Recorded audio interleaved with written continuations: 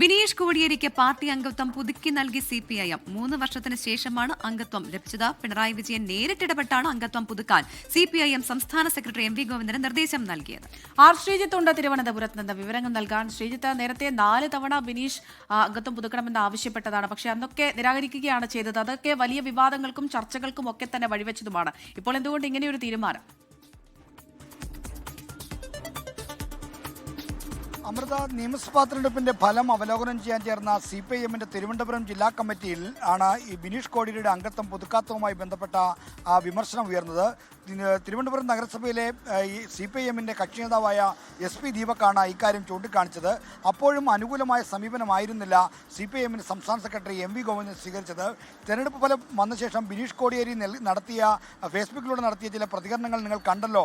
അതുകൂടി മനസ്സിലാക്കി വെച്ച് വേണം അംഗത്വം പുതുക്കുന്നതുമായി ബന്ധപ്പെട്ട ആവശ്യം ഉന്നയിക്കാൻ എന്നൊരു പരാമർശമാണ് MV ഗോവിന്ദൻ നടത്തിയത്. അതിനു മുമ്പ് 4 തവണ ബിനീഷ് കോടിയേരി പാർട്ടിയെ അംഗത്വം പുതുക്കണമെന്ന് ആവശ്യപ്പെട്ട് സമീപിച്ചെങ്കിലും അപ്പോഴൊക്കെ അത് ചെവിക്കൊള്ളാൻ നേതൃത്വം തയ്യാറായിരുന്നില്ല. തിരുവനന്തപുരം ജില്ലാ കമ്മിറ്റി കീഴിലുള്ള ബ്രാഞ്ചിലായിരുന്നു ബിനീഷ് കോടിയേരിയുടെ അംഗത്വം.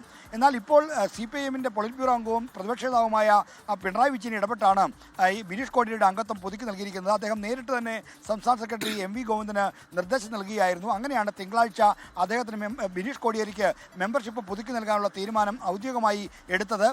എന്തായാലും ഇത് ഏറെ വിവാദമായ വിഷയങ്ങളായിരുന്നു. CPIMന്റെ തിരുവനന്തപുരം ജില്ലാ കമ്മിറ്റിയിലെ ചർച്ചയാണ് ബിനീഷ് കോടിയേരിക്ക് അനുകൂലമായി കാര്യങ്ങൾ വഴിതിരിച്ചുവിട്ടത്.